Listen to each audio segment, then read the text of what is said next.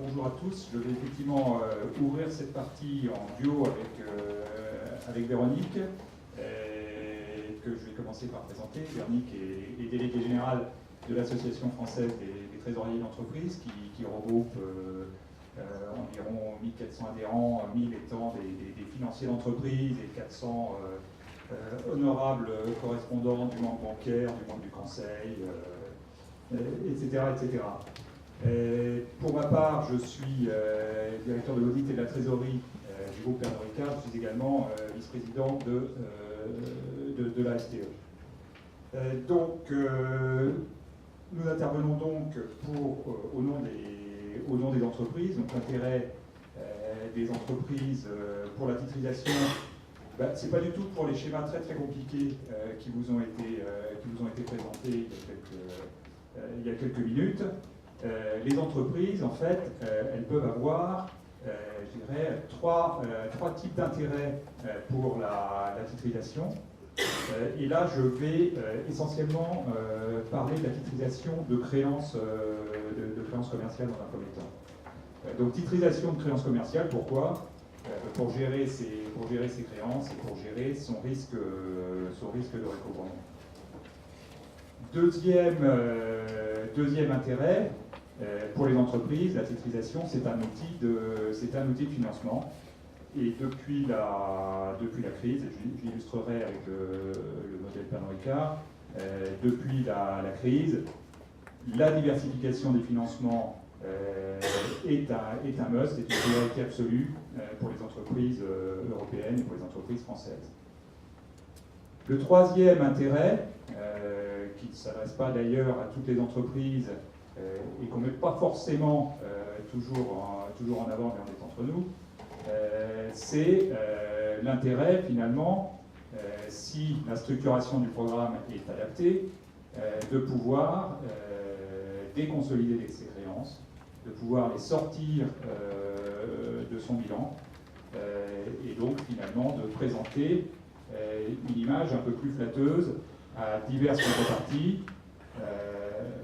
à ces banquiers, quand on est un peu ric-rac pour un passage sur un covenant par exemple, aux agences de notation, si elles n'ont pas trouvé avant vous le montant des créances déconsolidées, ça ne marche pas à tous les coups, mais on peut toujours essayer. Donc un troisième intérêt d'optimisation du bilan. Donc, pour une entreprise comme Pernod Ricard, cette technique de titrisation est un outil de diversification, de désintermédiation. Ça permet de trouver des alternatives au financement bancaire, financement qui se raréfie. Dans notre cas, nous sommes, je pense, assez représentatifs de la typologie des grandes entreprises françaises. Avant la crise, nous étions essentiellement financés par du crédit bancaire, environ 75% d'une dette importante, puisque Pernod Ricard, à la suite de différentes acquisitions, est noté dans le bas de l'investment grade. En 2008, dernière grosse acquisition, passage en WB+, une dette qui est montée bien au-delà de 10 milliards d'euros et un ratio de leverage au-delà de 6. Donc à cette époque-là, diversifier les financements, trouver des alternatives au financement bancaire, c'était une véritable priorité pour l'avenir du groupe, et puis aussi parce qu'on se posait très sérieusement des questions sur la pérennité d'un certain nombre de nos partenaires bancaires. Donc, on a regardé beaucoup de choses. On a fait des cessions d'actifs, on a fait une augmentation de capital. On a attendu patiemment que le marché se rouvre pour faire massivement des émissions obligataires et finalement renverser le pourcentage, parce qu'aujourd'hui on est à plus de 80%, voire 90% financé par de l'obligataire. Et puis, on a regardé les possibilités offertes par le marché de financer quelques actifs, et en premier lieu nos créances commerciales. Et donc on a fait de la titrisation. On aurait bien aimé en faire en Europe, mais finalement, à cette époque-là, fin 2008, début 2009, on a titrisé un portefeuille conséquent de créances commerciales aux États-Unis.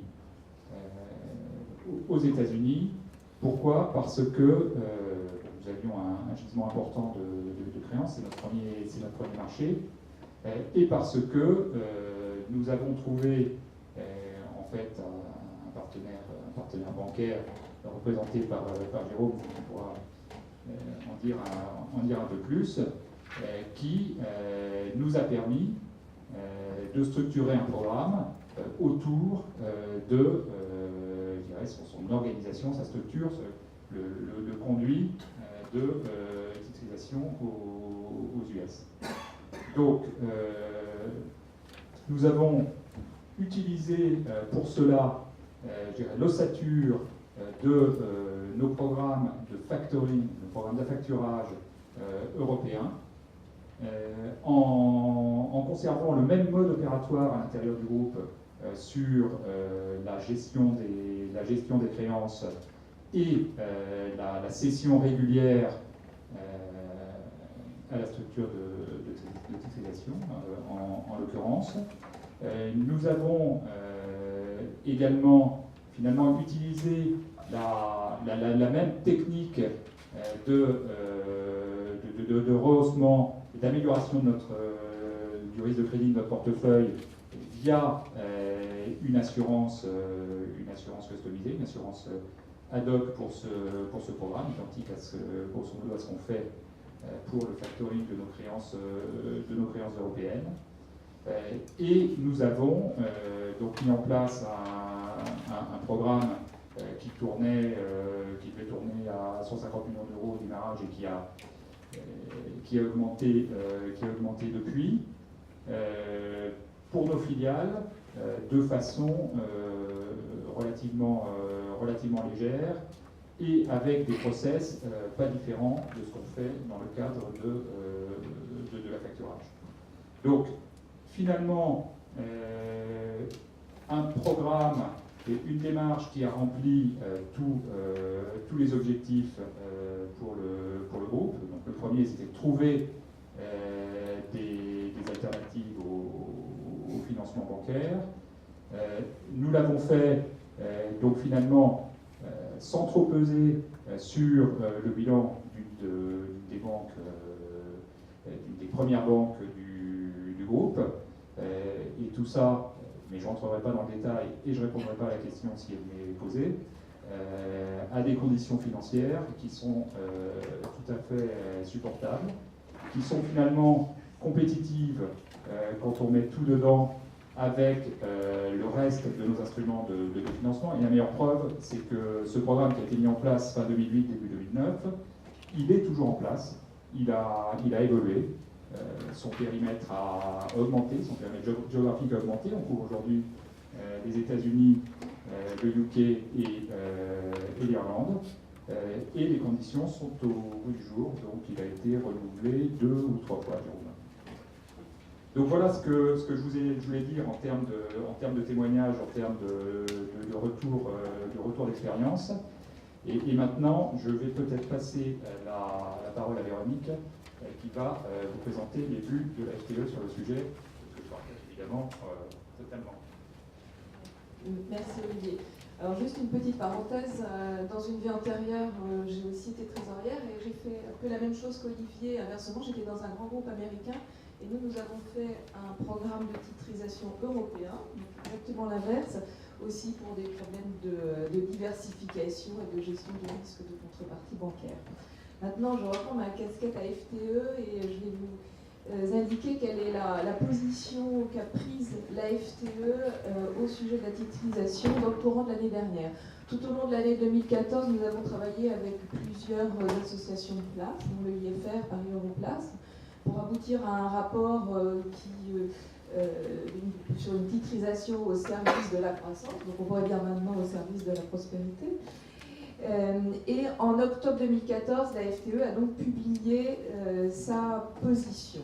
Alors la position s'articule, parce qu'on a, tout au long de cette matinée, on a beaucoup parlé de la titrisation bancaire.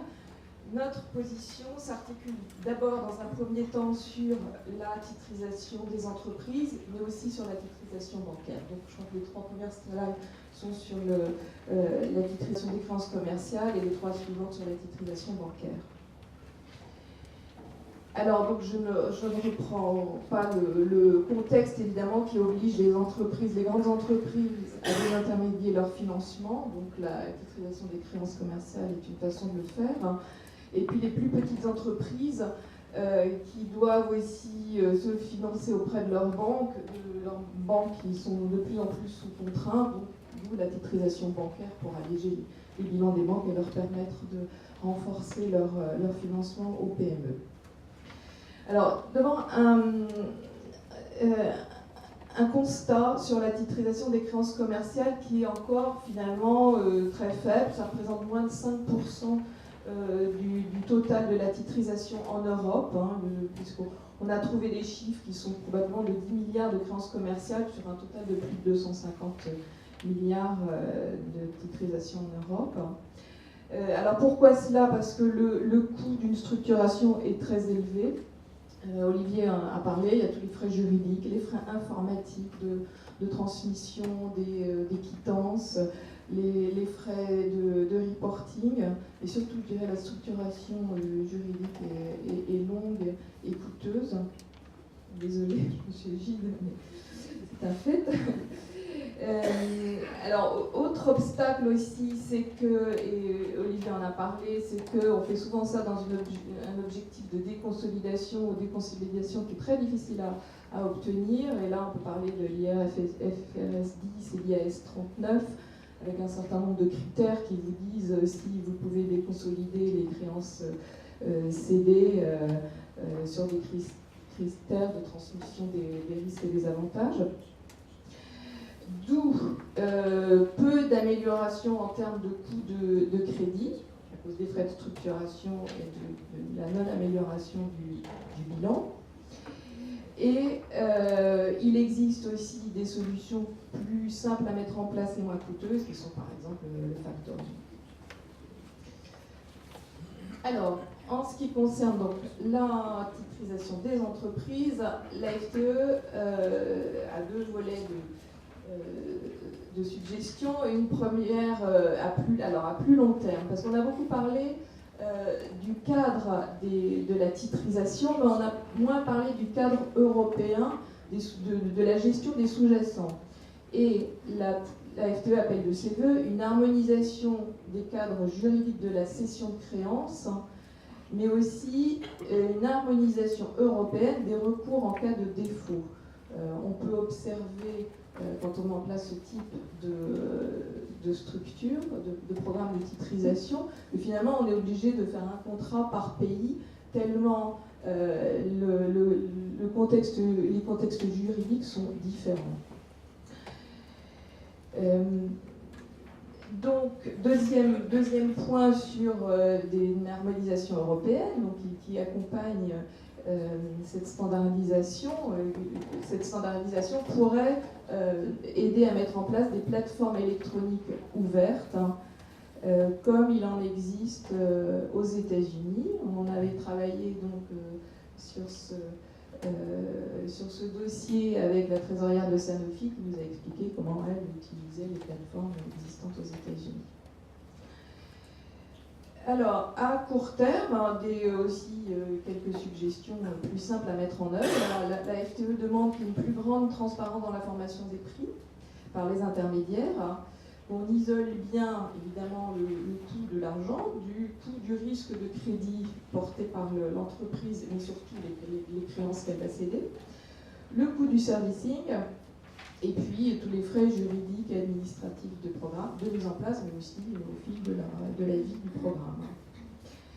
La FTE aussi demande que les entreprises soient mieux informées et protégées en cas d'arrêt du programme ou éventuellement de diminution du programme, parce que pour certaines entreprises, évidemment, c'est une source de financement indispensable. Alors à court terme aussi, il ne faut pas oublier les autres façons de financer le BFR, qui sont les mécanismes de cession de créances plus simples dont on a déjà parlé, comme le factoring, mais aussi de continuer à travailler sur des délais de paiement raisonnables, hein, des débiteurs publics comme des débiteurs privés. Notre gouvernement vient de nous aider sur ce registre-là. Et alors là, peut-être aussi un appel à la personne qui représente la Commission européenne à étendre la transposition de la directive européenne sur les délais de paiement. On a vu la LME en France en 2008, mais c'est une directive qui n'a pas été complètement transposée encore dans de nombreux pays comme l'Italie et l'Espagne, même s'il y a un début quand même d'amélioration qui est prise en compte. Alors, donc deuxième volet, la titrisation bancaire. La FTE, alors en ce qui concerne c'est quand même un grand classique de la titrisation, ce sont les prêts immobiliers aux ménages. La FTE y est favorable puisque ça soutient le secteur du bâtiment et de la construction, en préconisant de faire attention au risque de bulle qu'on connaît bien à cause d'un marché traditionnellement cyclique. Et puis en demandant évidemment qu'un certain nombre de critères bien définis soient contrôlés par les régulateurs. Alors en ce qui concerne la titrisation des prêts aux PME, là la FTE se fait évidemment la voix des petites entreprises. Même si on constate qu'il y a évidemment les PME se prêtent bien à la titrisation parce qu'il y a une bonne granulométrie, c'est-à-dire un grand nombre de petits dossiers, de petites créances. Il faut évidemment veiller à l'hétérogénéité des emprunteurs qui peut rendre évidemment le programme un peu plus compliqué. Et on a constaté aussi un déficit d'offres de notation adaptées.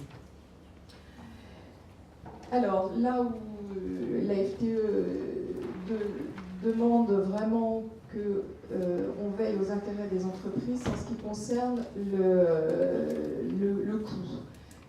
Il ne faudrait pas que la titrisation se traduise par un renchérissement du crédit bancaire, parce qu'évidemment, les investisseurs finaux ont une certaine pression puisqu'elles doivent avoir une rémunération qui couvre tous les frais de mise en place des programmes. Donc il y a un arbitrage à faire pour les entreprises et ça peut se traduire dans une augmentation des coûts. La FTE appelle également de ses voeux à un contrôle à nouveau des autorités pour qu'on comprenne bien comment fonctionnent les conduites de titrisation et qu'on veille et qu'on ait toute transparence sur leur performance financière et la formation des coûts.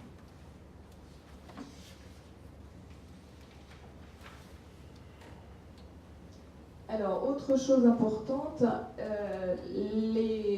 la vie d'une entreprise n'est pas toujours un long fleuve tranquille. Les entreprises peuvent avoir besoin de renégocier auprès de leurs prêteurs les clauses de leur financement. Évidemment, c'est rendu très difficile quand leurs créances ont été cédées. Leur risque titrisé par la banque qui était leur interlocuteur. Donc, on voudrait que les entreprises puissent garder des clauses d'incessibilité, quitte à en payer le coût. Et pour ça, à nouveau, il nous faut une transparence des coûts. Et que les entreprises gardent la main sur le trajet de la cession. Qu'elles aient une connaissance de la cession et de l'identité du conduit ou de l'investisseur qui est potentiellement son nouvel interlocuteur en cas de renégociation. Alors, merci.